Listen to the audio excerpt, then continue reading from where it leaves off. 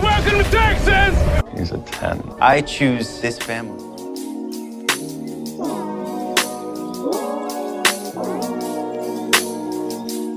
Hey guys, welcome to episode 171 of 911 Lone Star Roundup. I'm one of your hosts, EJ, and with me are my lovely co-hosts, Katie and Grace. Hey guys. Hello. Today we'll be talking about 911 Season 9, Episode 14, titled DIY. As always, there's so much to talk about, so let's get into it. This episode kind of started with an interesting introduction, being introduced to this couple who looked like they've been maybe traveling around LA looking for a house, and the woman happens to mention that was in a plane crash, but then after she explains a little more, it didn't crash, but it landed on the 110 freeway. I'm like, so that was the callback to Athena's lovely one that she had to land a season and a half or so ago. And I was thinking, wasn't that at the beginning of season 7? That feels like so long ago. Okay, I'm having a hard time with some of the storylines because I'm like thinking they're longer ago than they were, but that was literally the opener for last season. And also like just all the mentions of when Bobby was around, I'm just like, oh, what? Like Rip Bobby. Literally, like every time now, like even this really hit last week where I saw like an edit of Bobby and it was just like I missed hearing his voice. Oh yeah. I have a feeling that the next few episodes will especially be missing Bobby's voice and wisdom with the storylines that are popping up. It's going to be interesting. Yeah. So this house, it kind of reminds me of like the house that Maddie and Chim kind of got into when it was considered like the murder house or whatever they were nicknaming it, because it was like everything that could go wrong will go wrong with that house. I forgot about that. I forgot about their house. Like the house was calling them or something like that. And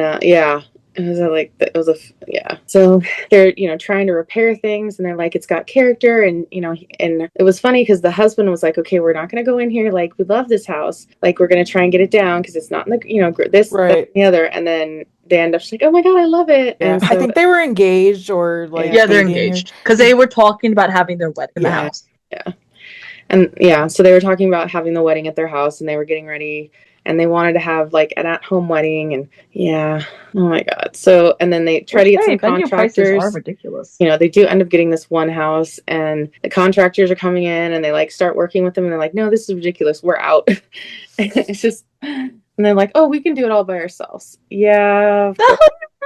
Even the professionals walked away. Yeah. Because the one guy looked at the house and it seems like he was an electrician or something because he said like, oh, this is a nightmare. This is a nightmare. He's like, did you even get an inspection on the house? Mm-hmm. And the couple's names are Flynn and Tia. And apparently Flynn goes, yeah, she waived an inspection. It's like, girl, are you stupid? Never waive the inspection. Exactly. Like, that's common sense. Like, never do that because it's like you want to, if something goes wrong, be able to back out. Yeah. And in the montage, there was at one point, like, even the guy was like, I'll give you a can of matches and some gas or something like that. He's basically insinuating that he just let him burn the house down because it was just so bad, and then, of course, as the title of the episode says, DIY, they decide to do it all themselves. They start working on things. Flynn thinks he's getting so far, and he's like, got some repairs done, and then he goes and touches the fridge and gets shocked by the fridge. So obviously the 118 responds, and this is kind of how the episode starts. And that was an interesting intro. I remember from last episode when we talked about the promo, and I think Katie had said something about like, they said something like, oh, the house is trying to murder us or something like that. I'm like, now I get it. Yeah. Mm-hmm. And it was just like, my thought with the promo when we were talking about it is I was like, okay, either like these are all coincidental things that are just happening and they're going to be different scenes, or it's going to be like the same friggin' place. Mm-hmm. Yeah. So in our next scene, we have May is working on an interview. So we find out and we get some kind of timeline answers for May. So she's getting ready to graduate in the spring. So coming up here soon. And Athena is kind of asking questions to her like she's doing an interview, and she's trying to do an interview for a summer internship with a woman who's a lawyer that happened to be a classmate of Athena's when Athena was in college. And Athena's kind of like, why don't you just let me give her a call? And she's like, May wants to do it on her own. She doesn't want her mom to make a call and, be treated like a Nepo baby, which I get. She's wanting to do her own thing. It's that girl. Sometimes you gotta make some strides yourself. I love that because like I definitely had friends where literally it was so frustrating because like their parents would literally just call whoever they knew to get them jobs and stuff, like in high school mostly. And it was just like they never knew how to do things on their own because all their parents did was called everyone they knew to get them jobs. And it's just like then you go out into the real world or you don't go out into the real world because you were literally basically just given like a hand up. And I'm like, sometimes you need to take that hand, but sometimes you need to learn how to do things on your own. Right. It's never bad to ask for help. And there's definitely something to using your resources. Right. But you have to make your own path. Yeah, like exactly. you gotta, because otherwise you gotta earn your own life. You gotta do it, or else where the hell are you gonna be? Like what Katie was saying with like they don't actually know how to do shit because they never had to work for it. Right. Yeah, you always gotta work for it. And so we're not quite out of the DIY storyline building because we've got another one coming up. So we're at the dispatch center and Sue's catching everybody up, kind of like a morning meeting, like pre-shift, like she's going over things. And all of a sudden she starts slurring her words and making kind of nonsense statements. And then everybody, or Maddie, quickly realizes she's having a stroke and Sue collapses. Oh boy. Which I'm like, okay, I was wondering if they were going to have her health come up again. Because I was noticing here a couple of, was it last season that she's been walking around with a cane? And I know she'd gotten hurt. God, I can't even remember what season that was. The hit and run, it was season 5, I'm pretty sure. Yeah, I was 5, yeah. So she's been using a cane for a while. Because Taylor and Buck were in their Friends era.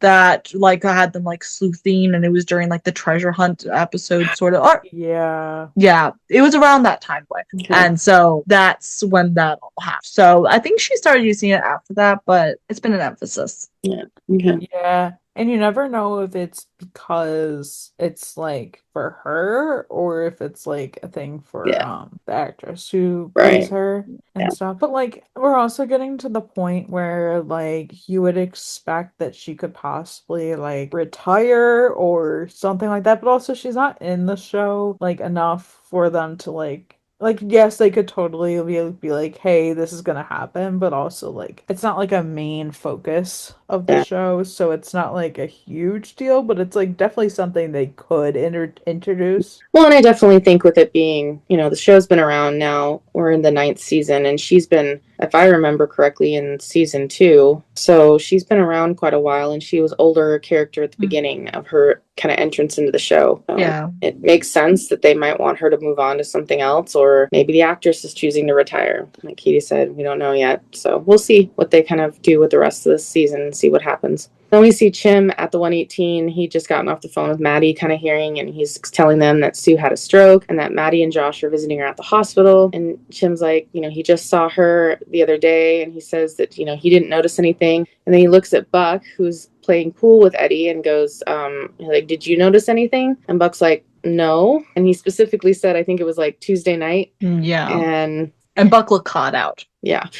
Buck realized he got caught in something, and so he takes off, and Eddie follows him and basically says, hey, I thought you were going to the therapy on Tuesday night. And Buck's like, yeah, well, I forgot that Maddie invited me to dinner, so I rescheduled. And Eddie's like, well, when did you reschedule for? And Buck's like, I'm going to reschedule. And obviously, everything that happened last episode, Buck kind of walks away, but Eddie's like, you said you were going to talk to someone professional, Buck. And Buck's kind of trying to brush it off. And he's like, this isn't my first rodeo. Like, how many times have we all said that in some way, shape, or form? And Eddie's like, you were locked in a kid's bedroom, role playing with a psychopath. And Buck is kind of acting like it's no big deal. And Buck's like, oh, it was just for like a day. He doesn't see it as a big deal. And Eddie wonders, kind of why he's lying a little bit. And Buck said he's tired of talking about someone who doesn't deserve his time, and he can't heal if he doesn't move on.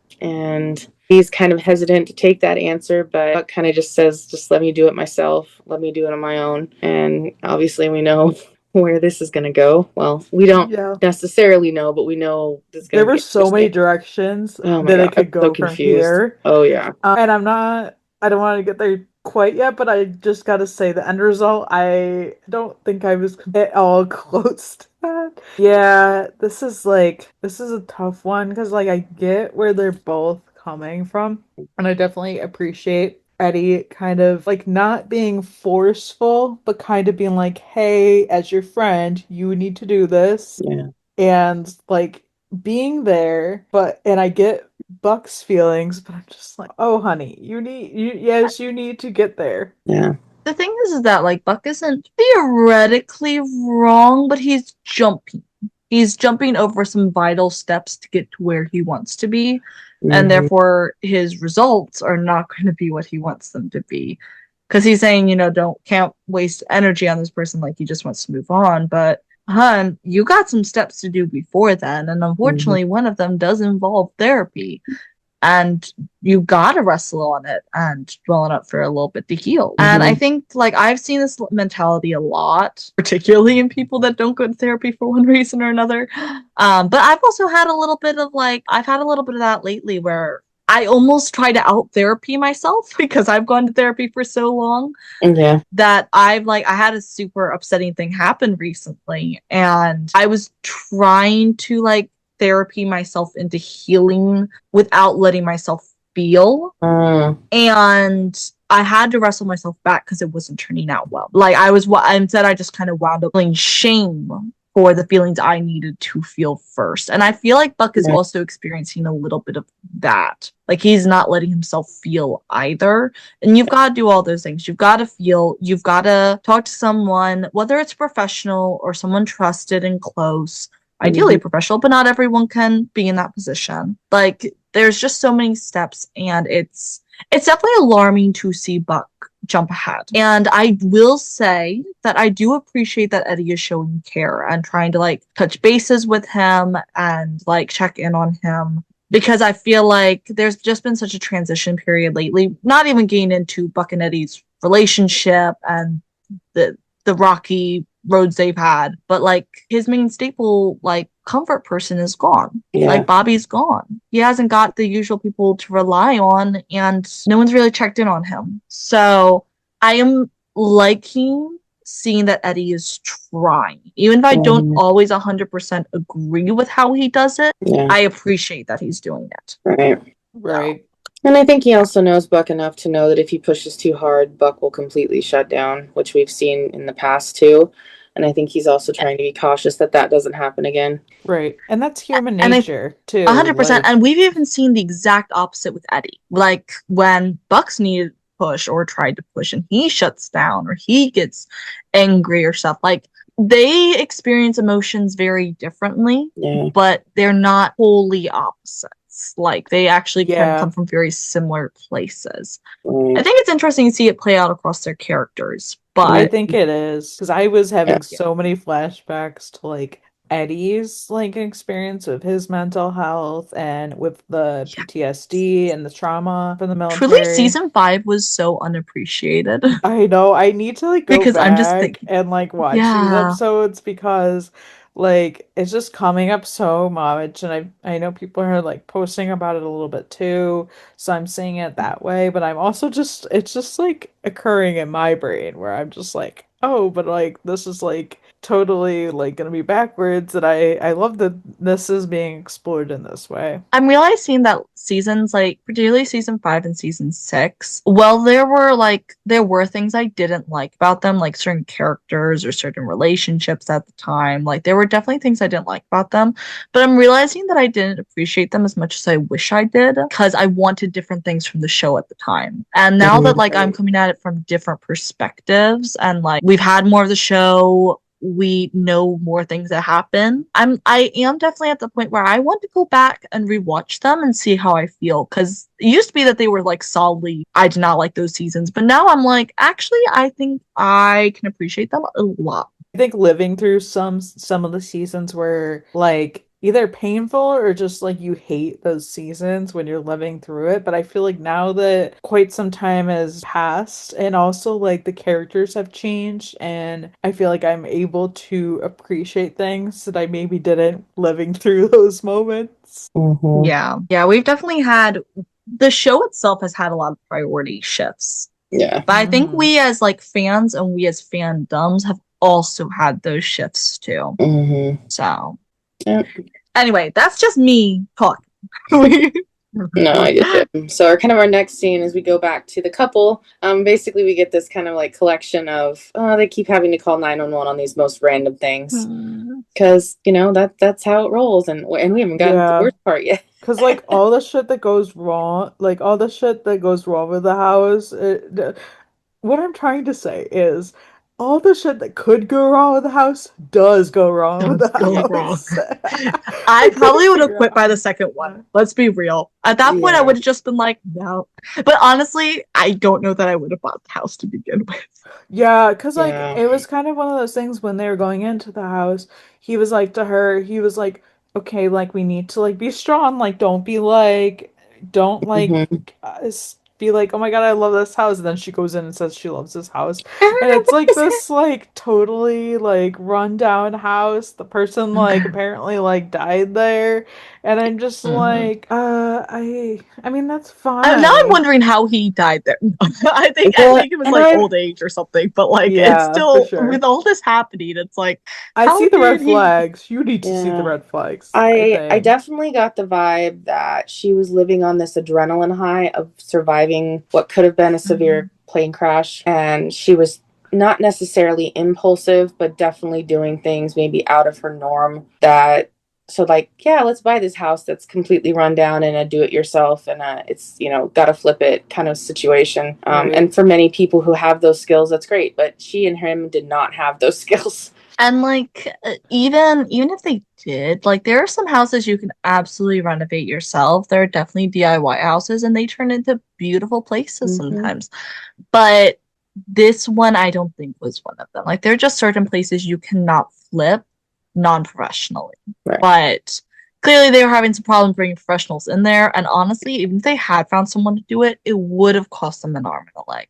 Which it still winds up doing. That's the thing about these houses for renovation, is that you might think you're getting them at a cheaper price because they need to, but you're gonna spend that same amount of money just fixing them up. Right. Now, I think her mental state is interesting, because I think there's something about, now we all know how people with, like, near-death experiences and, like, that adrenaline rush afterwards, or, like, that kind of lost feeling, you're searching for something that goes, but I think there's that weird step right before then where you had an experience which was not quite a near-death experience, but, like, it was a fluke that it wasn't a near-death experience. Like, that's because that's where this landed. I don't love her calling it a plane crash, because literally people die from actual plane crashes, and they have. Like, one literally just happened in New York literally today. 2 of the pilots died. Yes. Oh, God. They hit a fire truck. Yeah. So yeah, I saw that. Yeah, so hearing that, it was the pilot. It was the pilot. Like, it's just terrible to even imagine, like, and whatever. And I'm just like, if this has happened to you, don't go around saying you've been in a plane crash. Just saying. I know this is a very fluke 911 thing, but I'm just like, I don't know. That was just like, I'm like, okay, can we stop saying this? This is something. This is the kind of thing which, first of all, absolutely valid that she's processing it, because she's still got process. It's still a traumatic thing, but you can't. Right. Technically speaking, calling it a plane crash is misleading and almost kind of leaning on the drama and the sympathy that comes with that. And I'm not even trying to say, like, she's a bad person. I'm not trying, like, this is not uncommon. Like, there have even been situations that I've been in before that I've automatically dramatized them a little bit, and then I'm like, wait, technically it could have been that dramatic, but it wasn't. Yeah. But this is one of those things that you whip out in 2 truths and a lie. And you're like, so I have a crazy story for the rest of my life. But yeah, she's coping with something, that's for sure. And she's not invalid for it. But girl, maybe some therapy would help you too. Honestly. That was a total other, like, sidetrack thing, but, like, my whole favorite part of the scene was when they had to call, and the 118, I just think it's funny they had calls so many times, and the 118 was just responding to all these calls. And my they must have been in the first 2. They must have been. It was so funny, because then, like, she's inviting them to the wedding, Yeah. Because She's they've like, showed up so yeah. much. She's like, they're practically family now. And I was like, yeah, I want to make sure we said that because I was like, yeah, that was of that. It's like, oh my God. At that point, I probably would have done the same thing. Let's be honest. Yeah. I'm sure it happens all the time. Oh yeah. For I'm sure. like, oh hey, how's the kids? Right. So we're back at May. She is sitting at the office of where she's supposed to have her interview, and all of a sudden it gets canceled, literally as the gal's walking out the door. And so she, after a brief conversation as she's walking past, she realizes that May is Athena's Carter's daughter, and she's like, asked her if she's up for a field trip, and so they get into Gabby's car, and then she starts asking her some questions, and of course, she asked May, the whole why do you want to go into law, and she's the way May responds is and Gabby basically tells her, you've used a lot of words to say so a little bit. It's just your pretty standard, well, I've been around it all my life, that this is all those standard statements that you come up with to like make it look like you're responding to the question, but you're really not. But before we can really get far into this, she's walking into this escalating situation in a hospital ER. Apparently some police officers had brought in a couple of people from a car accident, and the nurses had drawn blood on who they think is the person who caused the accident, because they wanted to do a test to see if he was on any drugs or alcohol, and they didn't have a warrant to do it legally. And because the patient was unconscious, they couldn't technically get his consent. So they didn't have a warrant or the right to get the blood. And so there was this big standoff about whether or not the police could get the blood. And this pissed me off so much. Yeah, me too. And so basically the officer's threatening the nurse. And then May is even saying, standard procedure, you guys should have come in here with a warrant. And then, she explains that she's even when she said that, he's like, well, who are you? And she's like, well, I'm the daughter of a cop and a firefighter. And I was like, oh, she's calling. I love that. I love the little callback to Bobby. Literally. But my thing is, okay, so they mentioned this officer is like Officer Reyes, and I'm like, oh my God. Not our Officer Reyes. You couldn't have thought of a different name. Are you kidding me? Yeah. And I'm just like, well, this is not Officer Reyes. Let me just say. This man is far from it. I just had to say that because I was just like, seriously, you couldn't have thought of any other name with the millions of name combinations, name possibilities there are in the world, and this is what you come up with. Right. I love how they just chose to do like the one Spanish name they could think of. Yeah, I know, right? That's what that struck me as. Yeah, and the guy was like so like, I don't want to be like judgmental or be like that, but he was so white passing, even if he was. Dude, yes, he was. I didn't want to be like so like ignorant, but like I don't think I am being. He was No, definitely a cop used to white passing privilege. Because that is a thing. That is a thing that I see get talked about. It's like a darker skinned Hispanic or Latino man could not have gotten away with the same shit. Yeah. And that's fact. Carlos could not have gotten away with the same shit. Yeah. Oh yeah, they do like if he had Just saying. Yeah. So unfortunately, things get a little more heated, and somehow May ends up getting the vial of blood from the nurse. And she ends up dropping it on the ground and basically smashing it. So not only does it destroy evidence, but yeah, that was, I was like, oh wow, we literally stepped in it there. Oh shit! The way she just like smushed it with her literal heel, I'm just like, I was like, damn, so girl. many things. Yeah, yeah, I was a little. I wasn't mad. Like it wasn't great, but I wasn't mad. Right. And she and the nurse do end up getting arrested for basically obstruction of justice, which technically they were, but on the other hand, they were, but like, tell me why we're arresting two people of color. Yeah. And I'm like, okay. Exactly. And here's my thing about this whole scenario, because I've seen this scenario play out in so many medical shows and just different like shows I watch, is every time it comes to like this kind of scenario, it is always a person of color, and I'm like, I don't know why this is when it comes up, and I'm not gonna say every time it is that, but like I've literally seen it in so many shows, and it's always that person gets arrested, and I'm just like, seriously. Yeah, they're easy scapegoats. Yeah. Or they're assumed to be by the system. Yeah. And I feel like I've known May as a character she's gone through a lot, she's learned a lot. I feel like there's been times she stepped further ahead than she should be stepping for her being a mature young adult. And so I feel like she was put in a situation where she was really not prepared or ready for, and it just escalated too much. But before we find out more with what happened with her, we see Maddie and Joss visiting Sue at the hospital, and through finding out kind of what's been going on with her, what the plan is, Maddie is basically asked by Sue to step up into a supervisor role, which kind of skips over what we know is kind of the chain of command, being Josh would be next in line to Sue. And after they step out, just pretending like everything's fine, Josh basically tells Maddie he quits. And it was hard for him to kind of accept that he was looked over for being supervisor. And I feel bad for him. Which I get why I get it, because like his feelings were hurt, and yeah, definitely felt that one with just especially knowing like things. having had his like sort of begins story too, and him and Sue, like knowing their origin and everything, and also knowing that Josh has practically ran the call center multiple times. He's been Sue's. I'll be real, I didn't necessarily love it.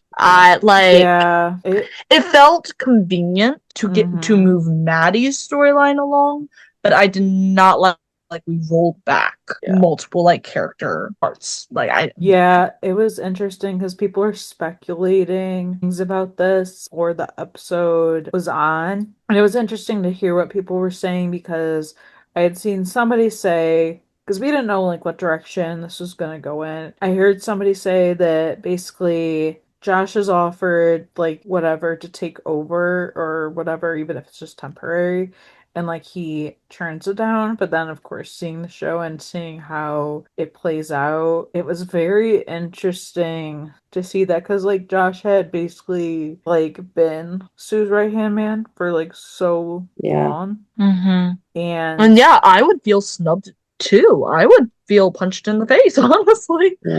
Yeah, without a prior like talk. For sure. Yeah. And unfortunately it happens all the time in workplaces. You know, a younger or a newer supervisor is looked at or promoted over somebody else, even though the other person may have been there longer, more seniority, more skills, something. Right. And it's you know, and I'm glad she addresses it later on in the episode. Yeah, for sure. It's not like this is the only time we're, going to discuss it. So I'm not going to get too much into it right now. But yeah, I just definitely felt, because we also know how much Josh and Maddie have been good friends through this whole time. And then all of a sudden it's pitting them against each other in a way that we never really saw coming. Yeah. And I definitely didn't think that they were going to be like, he was going to be mad forever. Obviously, he just needed time to like cool off. And also like time to like deal with the fact of like Sue being gone. Yeah. Because obviously like that can also play a toll as well. Yeah, for sure. That definitely wasn't making things either. Because of like, picture, you're already worried about like one of your longest friends. Right. And like having a stroke is a devastating thing. People do die from it, even though like there's so much research around it now, and there's literal systems in place for stroke patients. But Anna, and then like you're kind of smacked in the face a little bit. Yeah. I know she had no way of predicting this was going to happen. Like, obviously strokes they tend to come on rather fast, but I don't know. It's interesting. It's an interesting storyline. So then we see May is getting bailed out of jail, which I'm glad, because poor girl was definitely not in a good spot. Oh my gosh. And Athena ends up bailing her out, and the whole ride home is like May is going on and on and on about, like why she did it, what she was doing, and Athena said something, does the defense rest?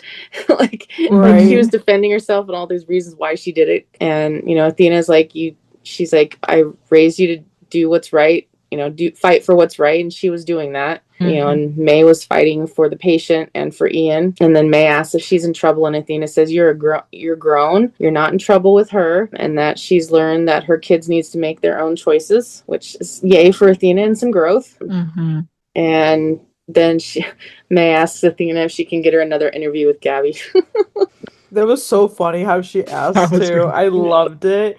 I and do. Athena's expression of Yeah, I do love like that Athena's like they need to make their own choices because that is such a real thing for parents. It's so weird how you go from like them being kids and then like teenagers and then you suddenly just go to oh, they're adults and stuff, and like you kind of have to like just let them do their thing. Definitely seems frustrating. I've been on the sidelines of this in my own family with just like things that and stuff, so I've definitely seen my parents struggle with some of these things that Athena's talking about. So it's definitely, yeah, I totally get it. Yeah, I do love this like Athena character growth. And actually, I really think she's actually taken well to being. I feel like empty nester is still a weird word to use because, like, Harry wasn't living at home for a while, and like he's still living at home, but he is an adult now. But I think she's taken really well to having fully grown kids. She's actually like, actually, they can take care of themselves, and I'm here to support them. But like, I don't know. I do like this because I do feel it is actual like growth. So then we go see Eddie and Chris show up to Buck's with pizza. They're trying to knock on his door. He's not answering. There's a mention of, Eddie's like, oh, we brought pineapple Hawaiian pizza. And Eddie's like, even though I don't believe that fruit should be on a pizza. I love how they're just silently arguing. Yeah. And there's, like, and he's not even answering. And Buck's not even arguing back. Yeah. And then, Chris like, well, maybe he Ubered somewhere because, his truck's in the driveway or out on the street. And things are definitely a little fishy. So Eddie says, well, I guess let's go home. And so they leave. And Eddie turns back and he sees the kind of blinds move and he realizes Buck was looking at him outside. And so then we see this little brief glimpse of Buck kind of in the dark in a hoodie, in his comfort hoodie. I'm starting, like, that's become a thing with a lot of our characters is that they have hoodies when they're needing comfort. I mean, I understand that, especially if it's like a really comfortable one. Yeah.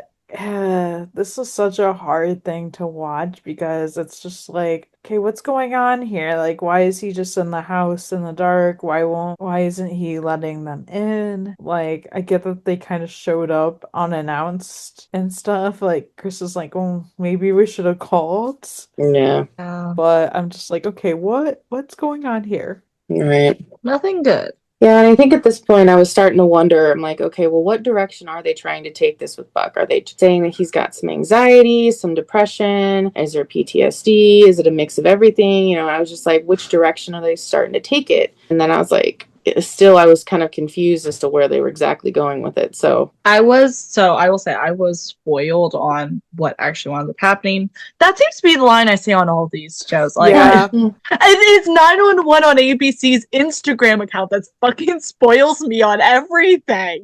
Okay, it's not even me going on Tumblr or the fans. I think it's hard when it's been more than a few days to avoid spoilers because I don't even try. Like, I could simply unfollow them or mute them if I wanted to. Like, but it's like, I swear I'm not seeking them out. But I don't know. I have had a few days, even before I watched this, because I watched this the day that we are recording. I've had a few days to think, like, get my thoughts together on it. I'm actually happy about it because I definitely have things to say when we get to that part. I think we all do. Yeah. For sure. I think we do, but yeah, no, Buck is just acting super sus at this point in time. What's that about? So we next see Maddie going to work. She's dressed up, ready to be boss today. And Maddie's talking a little with Chim, and she's like, she thinks it should be Josh in charge, but he isn't even still speaking to her. And she's texted him, called him, and he at least finally responded with not yet instead of just ignoring her. So, I mean, at least it's a start. Even Maddie said, like, she doesn't blame him for being upset. And, Maddie didn't even really want the promotion. She wasn't looking for it. So it's a tough situation to be in, because I think she's definitely nervous for their friendship and then Josh's feelings too. And of course, Maddie's in for a day of chaos because it can't just be a normal day for her. Well, yeah, and being the boss, you're just seeing all the things that you don't normally see, and you're like, wow. Yeah, a different perspective. And then, of course, at one point, the couple comes up again. They get a call, and they'd been arguing at their house, and both of them were trying to clean something on the floor. and they had like a whole host of chemicals on the floor, like they were mixing around trying to deal with, and ended up mixing a couple chemicals that started where it was creating TATP, which is an explosive. So they had to call the bomb squad. Good. And So I'm just like, oh, why won't they stop? Right. And I'm Guys, at this point, just count your losses. Something doesn't want you to have that house. That ghost in that house does not want you to have that house. Yeah, that was for sure something like that. And then, of course, Eddie and Buck are helping kind of treat them, the couple at the ambulance as they're outside. And Eddie's like, sometimes doing yourself isn't, enough sometimes. And it's smart to get help. And Buck says, yeah, that's true. But sometimes when you want a job done right, you need to do it yourself. And so they're definitely not talking about the same thing. The situation, it's one thing. But yeah, these people definitely needed help and they should have taken it or cut their losses after about the 5th or 6th accident. So then we see Maddie and Sue talking. Maddie visits Sue at the hospital again. And Maddie says she will never complain. And she felt bad for calling Sue multiple times, and she gets it. You never realize how much you say your boss's name until you are the boss, and then that's all it is how she hates her name because it's said so much in like a day. And then Maddie asks Sue kind of why she picked her, and Sue says that Josh cares too much and he doesn't want to be a burden on anyone and he will do everything himself. And Maddie, even though she does care, she knows how to delegate and seems like she has a better support system, so she's a little more used to asking for help, whereas Josh is more used to doing it on his own, which I get. And in a situation like that, especially in a high stress high volume call situation, you can't always do it yourself, and you do need to delegate and have other people working with you and not doing it yourself. I'm glad they at least talked about it, and I know we'll have, I think, another scene here in a little bit about it. I almost wish more that, I know it features none of the main characters, so they don't tend to feature stuff like this, but like I kind of wish that we'd had Josh and Sue talk. Like I almost would have wanted that more than this, even though like it's for, development. I don't know. I would have actually have really liked to have seen that. Because also I kind of feel bad that it's still the same situation for Josh. He's worked in the same place, in the same role for ages, and like, I don't know. And there's also that bit, like you mentioned, the support system, and that he doesn't have. And it's like, yeah, that's another thing. Like, that's gotta not feel great either. Yeah, it's a tough one for sure. We see Gabby and May with another interview.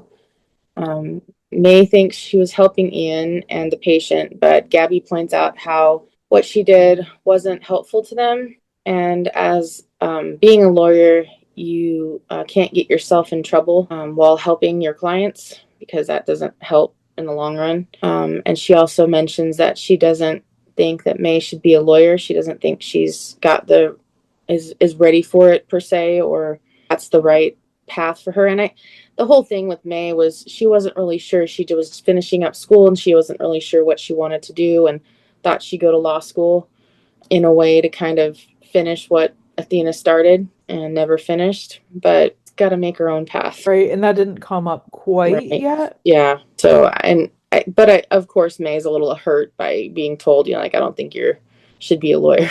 I'm like, oh, ouch, Yeah, it's like, I get both sides. Like, it's really tough, but sometimes you have to be told the hard things that, like, maybe this isn't, like, the right path for you, especially if you're going to go about it, like, these certain ways. Right. Because you definitely want to deter people from, like, going into careers that aren't going to be, like, well suited for them. Right. Yes, absolutely. But also, careful who you take that advice from. Yeah, that's true. That is true too. Because I have had a lot of people my entire life try and deter me from going into my dream career, which I am actively working on right now. So it's like, sometimes you also have to think if the person has your best interests in heart. It's true. Or almost more importantly, if they have bad interests at heart. Because in this case, Gabby had no stake with May. Like, she knows the kid's mom. Like, she knows her mom, but she doesn't have any connection to May. So she doesn't, it's not that even good interest, it's just simply the interest of the job. And that's almost better than, maybe even better than personal interests. So, Right. absolutely, you guys are right, but also get it with a grain of salt. For sure. No, that's a good point. And kind of through this, we also see the couple with their house finally dividing the dust. Like the ladies, she's finally finishes setting up the tables for their wedding ceremony, and she's walking in the house, and then he's like showing her something, and the electricity, and then everything starts catching on fire, and there's this like action shot montage of them walking out of the house, and things are exploding behind them, and when the 118 gets there, they're sitting on the lawn drinking probably champagne. Yeah, it was one of the bottles that was collected. Yeah, and Hen and Shim were like, well, do we, because they're like, just let it burn, and Hen's like, well, what do we do? And they're like, can we let it burn? I mean, no, because it's a hazard. Technically, you shouldn't. Right. And it was just funny that this is foreshadowed in the very beginning part of the episode. And it's just like the way the guy was going to give them matches. And I'm like, I know this is supposed to be just foreshadowing, but not me being like, yeah, committing insurance fraud is illegal. So maybe not. Right. But also at the same time, they would have saved a whole lot of money if they just worked it down right then and there. Yeah. Also, I think it's worth mentioning that they were also actively breaking up when this started happening. Yep. Yeah. Yep. They were not doing After well, all, and it just they were breaking up. This is why you don't right before their wedding. Don't literally get a house like this. You know what you're doing. Do not do this. Yeah. I do wonder. I'm like, so what happened to them after that? They just go, well, nice seeing you. Like. Well, and I was trying to remember if we ever saw her on the plane. No, I had looked it up because I was like, oh, is she actually in that episode? And it was like, no. Yeah, the thing was that she did seem familiar, but, and this is no shade to the actress at all. This is just a simple fact. She does look like a lot of people. So quite frankly, she could have shown up as an extra somewhere else. She could have been in another show or another movie or something. Mm-hmm. Or she could look like someone else who's been on the show. It's like not a bad thing, but yeah, distinctive. It up. But both of them actually looked a little familiar. So I'm like, yeah, them as a couple looked very familiar to me. Okay, so. I knew. Okay, I knew both of their faces, and then I was like, oh, this is why I know who they are. It was interesting. Yeah, I was like, they looked so familiar, but I could not place where I knew them from. So I'm glad I'm not the only one that was feeling that. Mm-hmm. No, it was tripping me up a little bit. So we'd seen her in the plane. So then Athena has Hen and May over, and then Gabby comes over as well. And they're May's kind of sitting there listening to Hen, Athena, and Gabby talk about all their, fun history and the things that got them to where they were. We share a little bit about, how if it wasn't for the career coach that Hen had, she wouldn't be a paramedic. And then, Gabby's like, well, you got to be careful with those. She's like, what'd she do for you? And she's like, well, I think she said had a heart attack in front of her, and she did, compressions for the first time, and that, started her on her career path. And then, right. We kind of know what happened with Athena, and then, Gabby and her stories, and they're talking to kind of May, and May's in that feeling like she's like, well, I don't even know what I want to do. She thought she should go into the family business in, the legal field of some kind, because, Athena never did. And Athena's like, well, there was a reason why I didn't finish, law school. And there's always a reason. Yeah. Always a reason. And they're, assuring her that she will find her path eventually. But, at mid-20s, you kind of don't know what you're, want to do, not all the time. And I definitely did not know what I wanted to do when I was that age. And I had a vague idea of my desires, but I didn't, if I know that would ever happen. So it definitely is concerning. And they're like, even talk to her about how, they've already had their origin stories, and hers is still being written. Yeah. And that's something that's important to remember for all of us, that, just because you have a friend or, a family member who's done X, Y, and Z doesn't mean that you can't achieve your dreams because you're older, younger, or whatever else. Yeah, for sure. I just And the one thing I liked about this was just basically Athena is like bestie from back then, and then Athena's bestie now. Like Yeah. just being able to like share stories, or like Ken being able to be like, okay, what was Athena like back then? And then he's just there, and it's kind of awkward because it's just like, well, this is the She's lady just, that crushed my dreams. But it's like, and also like she oh, is honey, she younger. didn't actually. Like she at heart Yeah, and she's yeah, still decent. literally. Right. But I kind of liked that, it's like May's gonna figure out her path. It was just like when they mentioned law school, I was just like, okay, they're definitely bringing this up because they have no idea what to do with her character. It is tough because they've like grown up on the show in a sense. Specifically, I'm talking about May because like she was like 14, 15 in season one. Yeah. And I know filming, that's the age she was. And now she's obviously an adult. So it's kind of like, okay, what do we do with these characters now? And it's very like, it's an interesting experience. So like, it's kind of like them also having to figure this out at the same time. Yeah. And I think it's interesting because we've already had Harry, who I just realized was not in this episode, I'm pretty sure. Um, we already had Harry go like into the main cast business, he's a firefighter now. And like I think they're kind of struggling with it kind of wouldn't hit to have May go into one like either dispatching or police or fire. Like it doesn't make sense for her character to go, I feel, back to dispatch, and it doesn't make sense for her character to go into fire or police at all.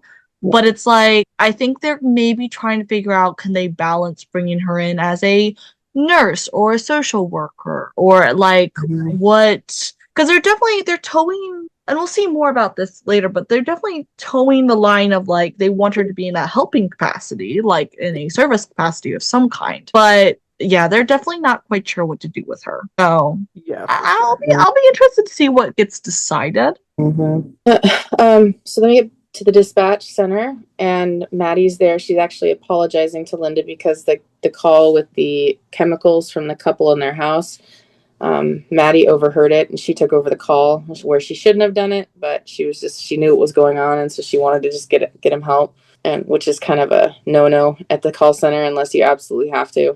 And at that same time, she sees Josh walking in. And Maddie goes up to him and says, "You're back." And he's like, "You didn't think I was going to let you do this all by yourself, did you?" And so it was good to see him back. And this makes me feel like there was a conversation with Sue, maybe with Josh, that he, felt like just off screen. Yeah, off screen.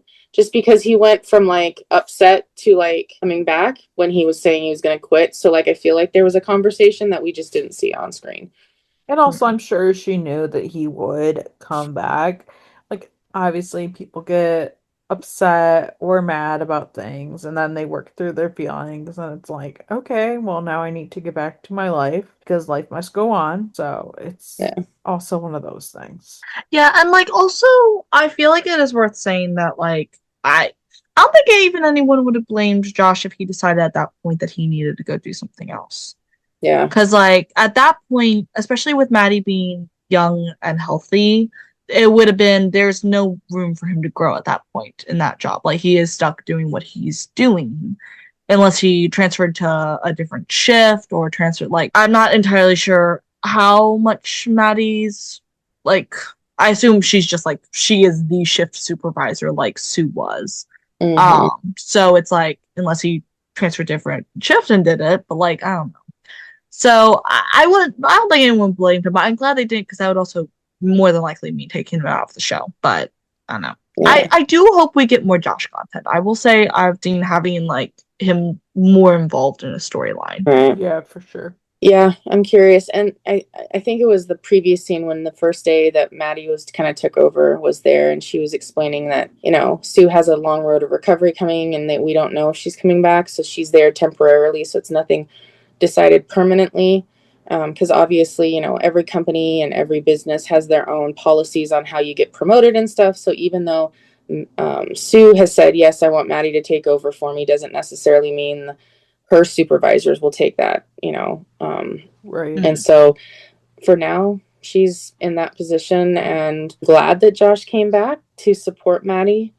And I hope that we see more of that. And I don't know, we'll see kind of how it goes. So then we see Chris and Eddie showing up again for dinner at Buck's, and he's initially not answering the door right away, but then he all of a sudden does answer the door because he was working on some macarons and he wanted to make sure that they didn't have feet or something like that with this with what he was making.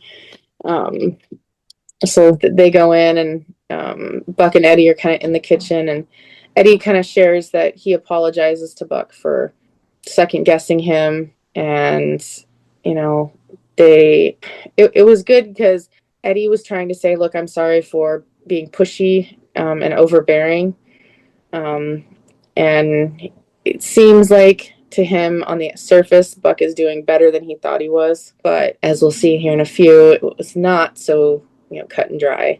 But he does apologize, which was nice to see. And then at least Buck acknowledged that he was getting testy and apologized himself for being testy with Eddie, and kind of the other way of, hey, I didn't mean to be that way. And he knows that Eddie was just looking out for him. And Buck admits that things were a little weird out there, and but he's feeling like himself again. And so that he kind of tells Eddie he's doing good, and that kind of settles it. And Eddie makes a comment that, he was worried the man he knew didn't make it out of New Mexico, and they kind of all have dinner together. And it's like, yeah, I don't think he fully did, but we'll wait on that one. Yeah, Buck's face during that's very interesting. Yeah. Yeah. Yeah, it's just such a hard thing to even wrap your head around. Right. Too, because it's just, oh. Yeah. So then we see May is meeting Ian for coffee. He was the nurse at the hospital, and she was kind of talking to him about everything, and kind of basically asks him if she could ask him some questions about why he became a nurse and all that. And this is definitely reminiscent of May's graduation party when she wants to talk to Maddie. And we all thought then maybe she was talking to Maddie about wanting to be a nurse. And it was actually Matt about because that was Maddie. My thought at the time. She was talking to Maddie about becoming a dispatcher. And so now she's talking to Ian about possibly, and I bet you anything, it's about being a nurse or some other form of servant in like public service like that. Yeah, I'm definitely seeing either like social work or like some type of nursing in her line, and not like I could see her doing maybe something like psychiatric. Just because I've definitely seen people that have had like their own struggles like definitely go into that sort of field as well. Not that the show would necessarily explore that, but it's just me thinking in general, I could see that. But those are like the general fields that I could see coming up. Kind of depends like what route they want to go. I also do think I still would like to see a medical storyline of some kind. I know we wouldn't really go into the hospital bit of things. Not really. But I think it would be interesting because Hen was in med school and then she dropped out. And I've always been a little sad they didn't explore that further, even though, we do love Hen and her being a paramedic. So I'm like, maybe not necessarily going to med school wise for like doctor, but maybe we can explore that a little bit with May. Like, I don't know. I'm curious to see what they're going to do with this. Yeah, nursing school. But I can also absolutely see her being a nurse. And we've seen different times where she's actually assisted with situations, like even Tsunami being one of the first. Yeah, and she would have that.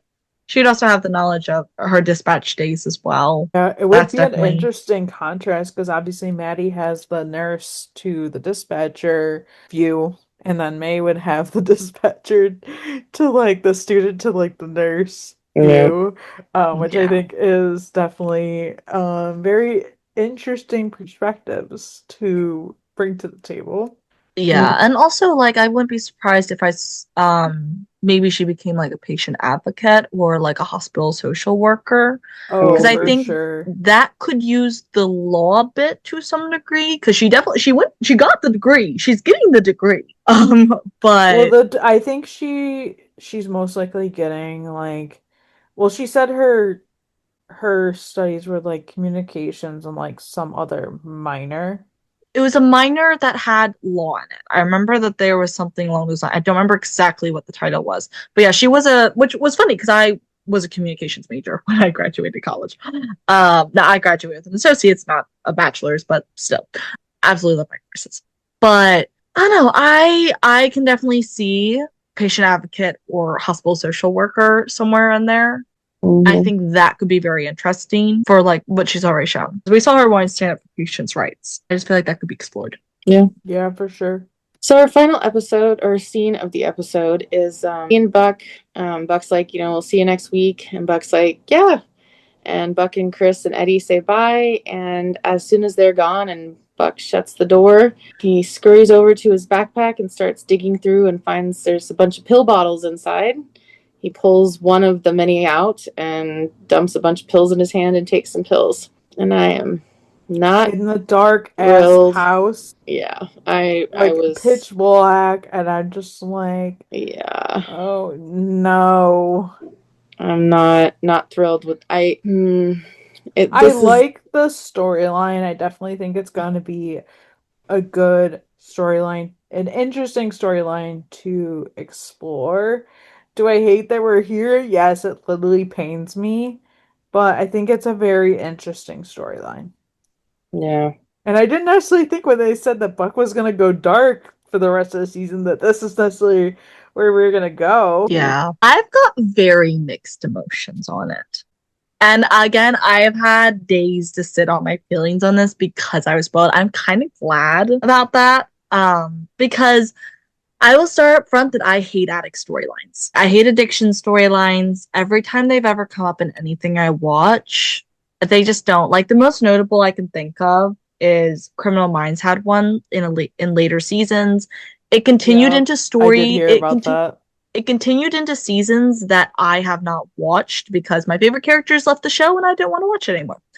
And it also took place with the babified, infantilized character.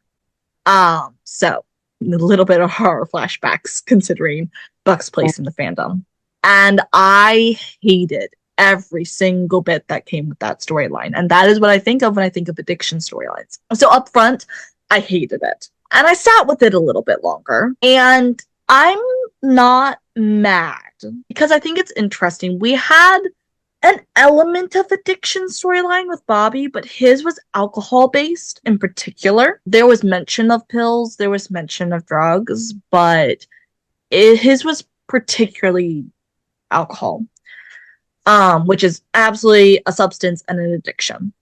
But this is a little different, and we were dealing with like the aftermath, which is a whole other topic of dealing with the aftermath of addiction. Entirely different topic. I think it is important to talk about, particularly in the first responder career, because it is an issue with first responders.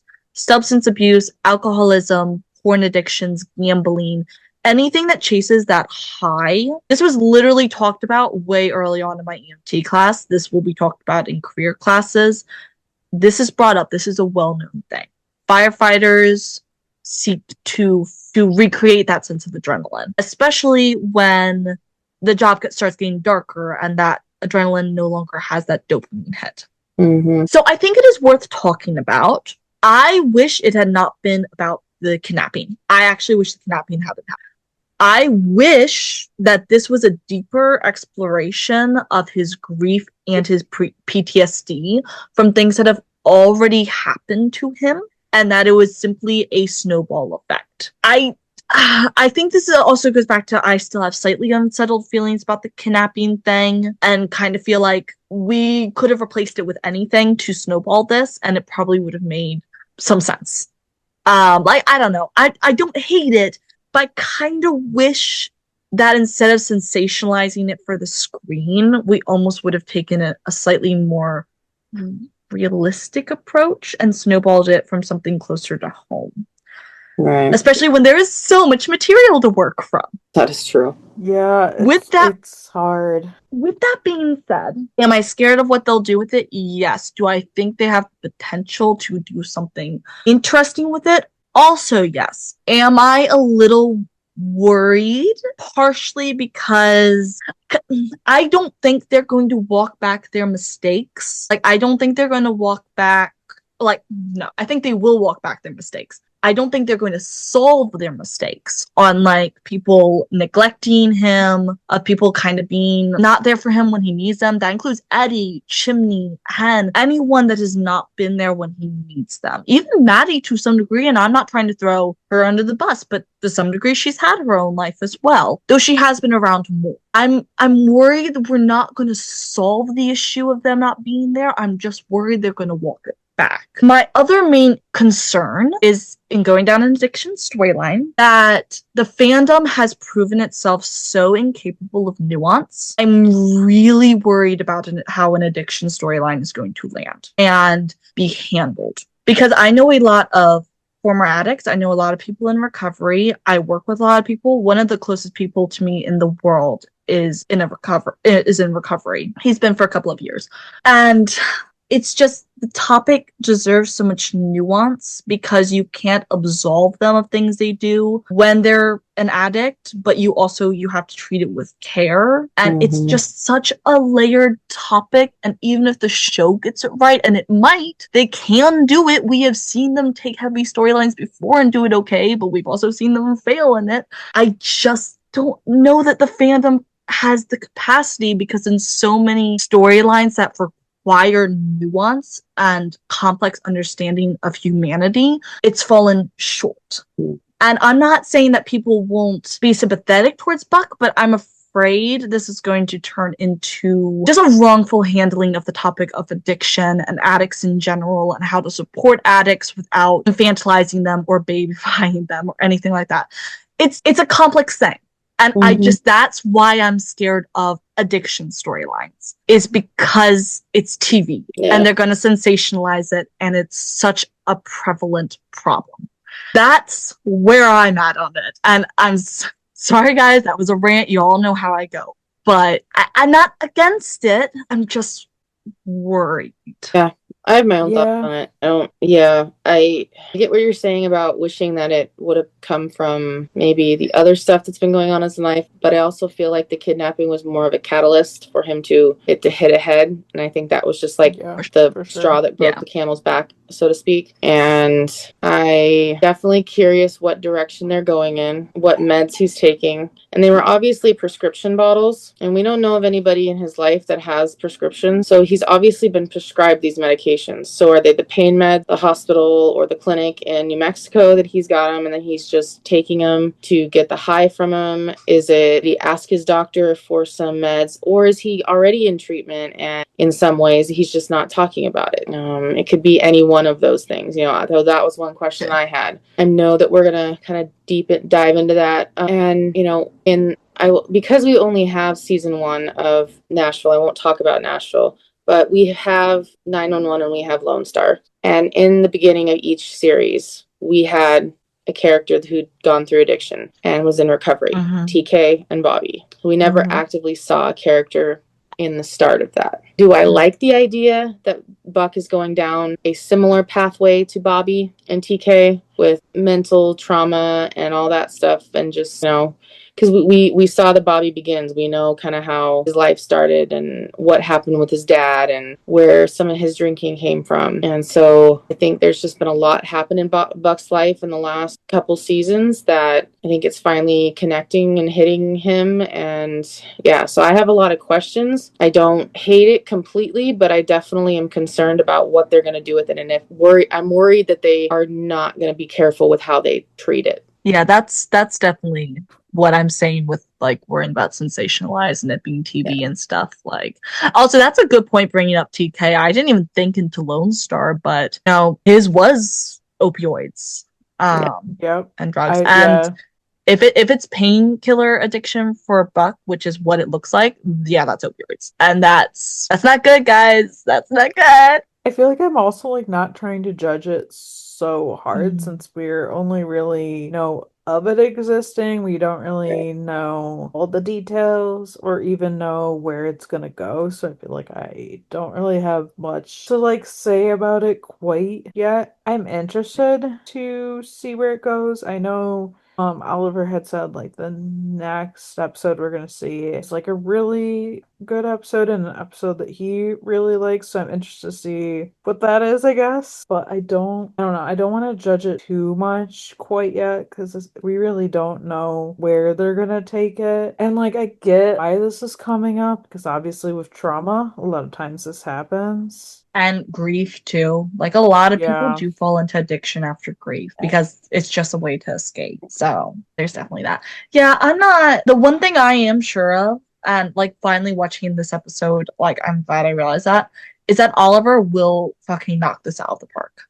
He is a phenomenal actor. And he's good with emotions. He's good with those difficult things. Like, I don't know. However they choose to do this, whatever they do with it, his acting's going to be amazing. Yeah, and it's obviously going to also involve quite a bit of him and Eddie as well, because obviously, like, Eddie's definitely gonna like find out different things. Or like there's definitely gonna be something with them. There's so many things that people have been saying recently, and like people are obviously speculating a lot of things. But then even Ryan Oliver had said that like, oh yeah, there's definitely gonna be some interesting scenes coming up. So I'm definitely wondering where that's gonna go. I don't know, I'm kind of like this isn't an interesting way to go about such a traumatic event, and I'm interested to see where this takes us. For sure, it's definitely going to be some interesting episodes. I honestly do kind of like that they're doing an arc with Buck that isn't so physical, that it is more mental. Yeah. I definitely like that. Yes. Yeah, me too. Yeah. Because we know he's good with the whole injury and like the devastation coming off of injury is like he's good, but I don't know. Oliver just has that capacity to play those emotional and like complex roles, and I'm really hoping to see that. Yeah, and we haven't seen like them play with his mental health and like his mental capacity as much as other characters. So I definitely think he's such a like Buck is such a like a I want to solve everyone's problems, or I want to put everyone first kind of person. And obviously at some point you're gonna break. As much as we don't want to see this happen, it was inevitable to happen. Yeah, he was gonna break one way or another. Exactly. Yeah. However that manifested. And I am hoping that this is truly getting to the grit of not just the Bobby stuff and the kidnapping stuff. I'm really hoping this gets gritty into like so many years of like all the work he's had to do and like the stuff that he didn't get to tackle with his therapist and like has happened since he's seen his therapist. Yeah. I don't know. I'm not actually judging it right now. I hope nothing I said sound like I'm fully judging because I don't know what it's going to be. Those are just my concerns. But I am actually really interested to see what they do. Yeah, for sure. So overall, what did you guys think of the episode? It's like when I watch it, I enjoy it. But like then when you watch it and you're just looking back on it, like it's I hate to be like this was a filler episode. I'm not saying that I didn't like it at all because I definitely enjoyed the episode. Watching it was enjoyable. Like it was fun to watch and that kind of stuff. But in another sense, it felt like very filler, which is fine. Filler episodes are necessary, but like it was fine and it was good. I enjoyed it, but like I was kind of annoyed they spent so much time on this one couple.